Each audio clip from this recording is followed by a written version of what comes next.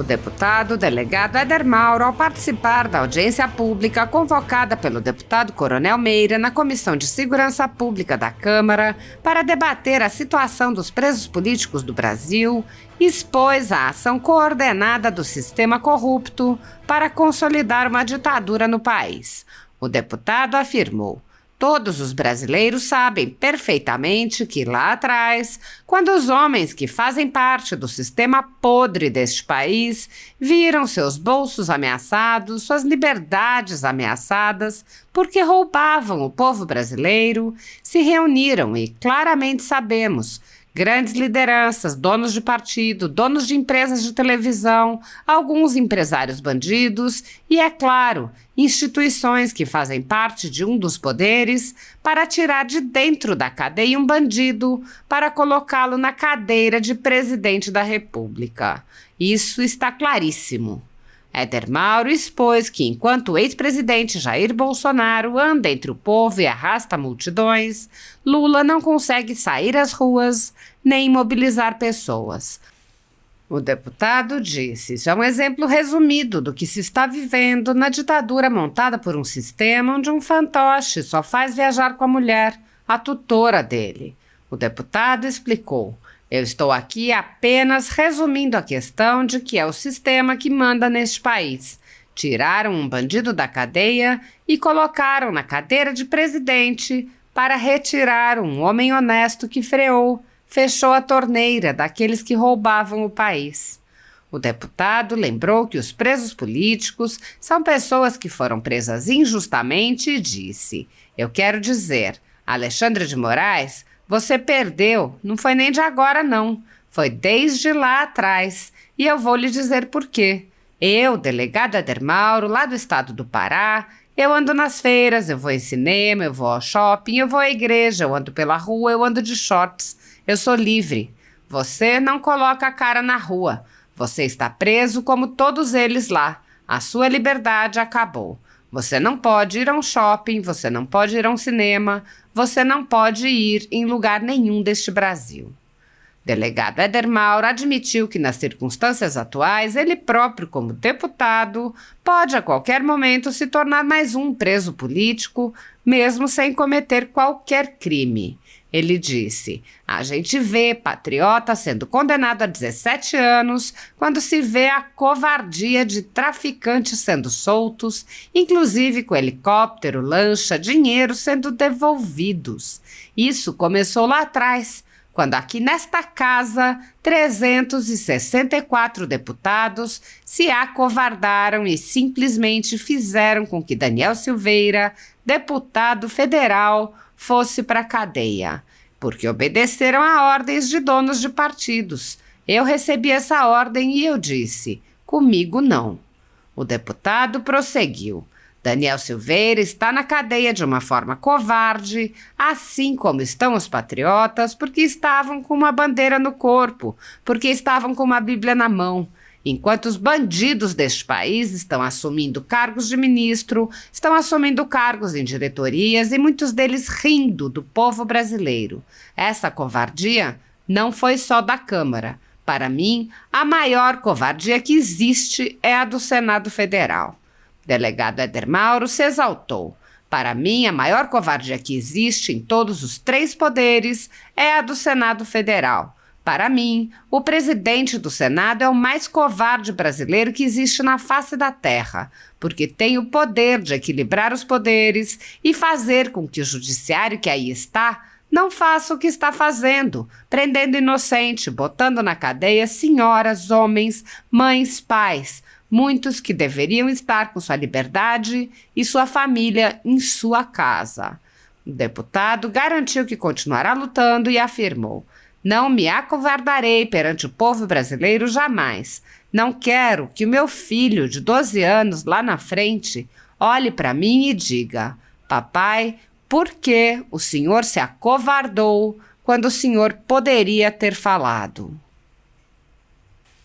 Na conjuntura jurídica atual do Brasil, muitas pessoas estão sendo tratadas como subcidadãos e subhumanos, sendo perseguidas implacavelmente por medidas judiciais invasivas e arbitrárias, sem direito razoável ao contraditório e à ampla defesa, pelo simples motivo de terem manifestado apoio ao ex-presidente Jair Bolsonaro. Por expressarem suas opiniões, são alvo de CPIs, de inquéritos secretos conduzidos pelo ministro Alexandre de Moraes no Supremo Tribunal Federal, ou são vítimas de medidas arbitrárias, como prisões políticas, apreensão de bens, exposição indevida de dados, entre outras. O ex-presidente Jair Bolsonaro chegou a advertir em um pronunciamento para uma manifestação da subprocuradora Lindor Araújo, da Procuradoria-Geral da República, que denunciou o uso da técnica da Fishing Expedition por parte do ministro Alexandre de Moraes. A técnica é comum nos inquéritos conduzidos por Moraes contra adversários políticos, jornais independentes e cidadãos que se expressam de maneira crítica contra a conduta de ministros da Suprema Corte. Neste modus operandi, o investigador promove uma devassa em pessoas escolhidas por ele para procurar algum indício ou algum motivo para acusação, em contrariedade ao preconizado pelo direito que deveria investigar fatos. Em inquéritos conduzidos em cortes superiores, observa-se um procedimento característico. Matérias da velha imprensa atribuem um rótulo ou marca a um grupo de pessoas e isso é tido como suficiente para quebras de sigilos, interrogatórios, buscas e apreensões, prisões e confiscos. As matérias e depoimentos de pessoas suspeitas são aceitas sem questionamento e servem de base para medidas cautelares contra as pessoas marcadas, após promover uma devassa nas pessoas e empresas no que é conhecido como Fishing Expedition. Os dados são vazados para a velha imprensa, que então promove um assassinato de reputações que dá causa a novas medidas abusivas. Conforme vários senadores já notaram, os procedimentos são comumente dirigidos aos veículos de imprensa independentes em evidente tentativa de eliminar a concorrência, controlar a informação e manipular a população brasileira. Os inquéritos são mantidos abertos por tempo indeterminado para continuarem a produzir seus efeitos devastadores sobre as vidas dos investigados que não têm meios para questionar as decisões. Em um inquérito administrativo no Tribunal Superior Eleitoral, seguindo esse tipo de procedimento, o ministro Luiz Felipe Salomão ordenou o confisco da renda de diversas pessoas, sites e canais conservadores, inclusive a Folha Política. A decisão recebeu elogios dos ministros Luiz Roberto Barroso, Alexandre de Moraes e Edson Fachin. E o inquérito passa de corregedor em corregedor, muitas vezes sem que a situação dos alvos seja sequer analisada. Após o ministro Luiz Felipe Salomão, já foram relatores do inquérito os ministros Mauro Campbell Marques e Benedito Gonçalves, e o atual relator é o ministro Raul Araújo. A decisão de Salomão não discrimina os conteúdos e atinge a totalidade da renda dos sites, com o objetivo de levar ao fechamento dos veículos por impossibilidade de gerar renda. Todos os nossos rendimentos de mais de 20 meses de trabalho são retidos sem base legal. Se você apoia o trabalho da Folha Política e pode ajudar a impedir o fechamento do jornal, doe qualquer valor à empresa Raposo Fernandes através do Pix, utilizando o QR Code que está visível na tela, ou o código ajude@folhapolitica.org. Caso não utilize Pix, há a opção de transferência bancária para a conta da empresa Raposo Fernandes, disponível na descrição deste vídeo e no comentário fixado no topo. Há mais de 10 anos, a Folha Política vem mostrando os fatos da política brasileira e dando voz a pessoas que o cartel midiático quer calar. Pix ajude@folhapolitica.org. Assista. Obrigado, senhor presidente. Quero cumprimentá-lo Coronel Meira, pelo grande evento, cumprimentar a todos na mesa, desembargador Sebastião, cumprimentar todos que aqui estão presentes, inclusive aqueles que representam, aqueles que estão ainda presos, ou aqueles que sofreram no dia 8 de janeiro e dias posteriores, por tudo que todo o Brasil assistiu, das mazelas causadas pela ditadura que se implantou nesse país. Nós não temos dúvida, e ouvindo a todos aqui, que o direcionamento é um só. Quando se fala nessa ditadura em quem comanda esse país, muito claro ficou de que o país hoje é comandado por um sistema. Não existe um presidente descondenado Lula sentado numa cadeira presidencial comandando esse país. Até porque nem como presidente ele consegue ser um gestor. Hoje no país está aí Rio Grande do Sul sofrendo o que está sofrendo, sem que ele tenha a capacidade de socorrer os irmãos do Rio Grande do Sul. Todos nós brasileiros e aqueles patriotas que aqui estão, sabem perfeitamente que lá atrás, quando os homens que fazem parte do sistema podre nesse país viram os seus bolsos ameaçados e as suas liberdades ameaçadas porque roubavam o povo brasileiro, se reuniram e aqui claramente sabemos, grandes lideranças, donos de partidos, donos de empresas de televisões, alguns empresários bandidos e, é claro, instituições que fazem parte de um dos poderes para que tirasse de dentro da cadeia um bandido para colocá-lo na mesa e na cadeira de presidente da República. Isso está claríssimo. Tão claro que a gente vê perfeitamente, e aqui, como eu vi colegas com receio de dizer que não falaria da... Vamos falar diferente? Não vamos falar da... Vamos falar que o nosso presidente, Jair Bolsonaro, coloca multidões na rua, coloca cara na rua, frequenta shopping, frequenta feira e é respeitado por todos e amado por todos. Cadê os 60 milhões de votos e de eleitores do descondenado? Ninguém vê! E ele não consegue colocar a cara nem na porta da casa dele. E isso é um exemplo resumido do que se está vivendo na ditadura montada por um sistema onde um fantoche que só faz viajar com a mulher, que é a reparadora dele, a tutora dele, para levar para outros países, para cima e para baixo, e agora tentar comover o povo brasileiro botando um cachorro no colo, o povo brasileiro não vai aceitar. Eu estou aqui, senhor desembargador, apenas resumindo a questão de que o sistema é que manda nesse país.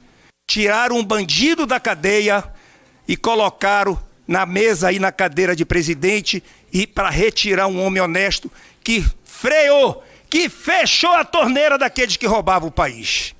Agora falando da questão do 8 de janeiro, dos homens e mulheres que de forma inocente estão pagando ainda na cadeia, de pessoas que morreram na cadeia, eu quero dizer, para cada um de vocês, eu ouvi atentamente a carta da jovem de 16 anos que está aqui.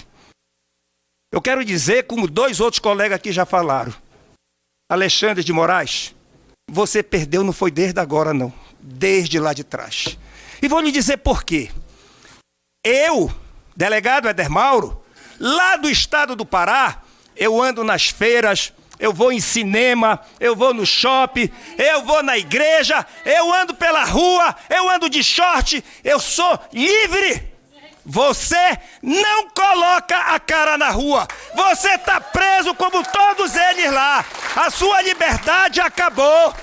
Você não pode ir num shopping, você não pode ir num cinema, você não pode ir em lugar nenhum deste Brasil.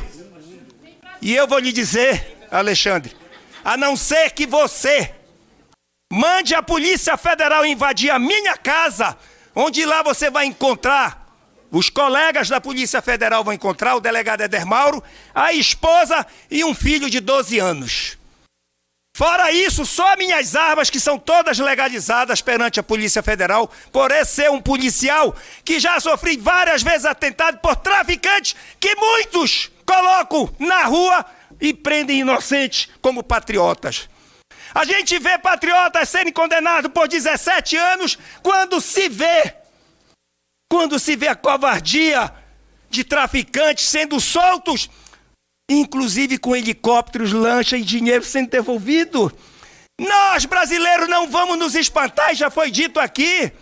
Teve bandidos políticos que foram condenados a quase 500 anos e que hoje estão rindo do povo brasileiro. Vocês não se espantem se começarem a devolver o dinheiro que eles roubaram e devolveram para o país. Mas isso, como já foi dito por você, colega, começou lá de trás. Quando aqui nessa casa, 364 deputados se acovardaram e simplesmente fizeram com que Daniel Silveira, deputado federal, fosse para a cadeia. Porque obedeceram, como já fora dito, ordem de donos de partido. Eu recebi essa ordem e eu disse comigo, não, meu amigo. Eu vou pela minha consciência. O povo que me elegeu lá no estado do Pará, pela parcela do meu estado, me elegeu porque acredita e pensa como eu. Eu não vim aqui para me acovardar e para me vender para dono de partido ou por cargo ou por emendas.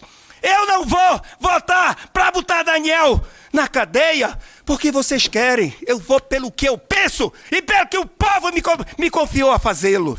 E Daniel Silveira está na cadeia de forma covarde, assim como estão os patriotas, porque estavam com a bandeira no corpo, porque estavam com uma Bíblia na mão.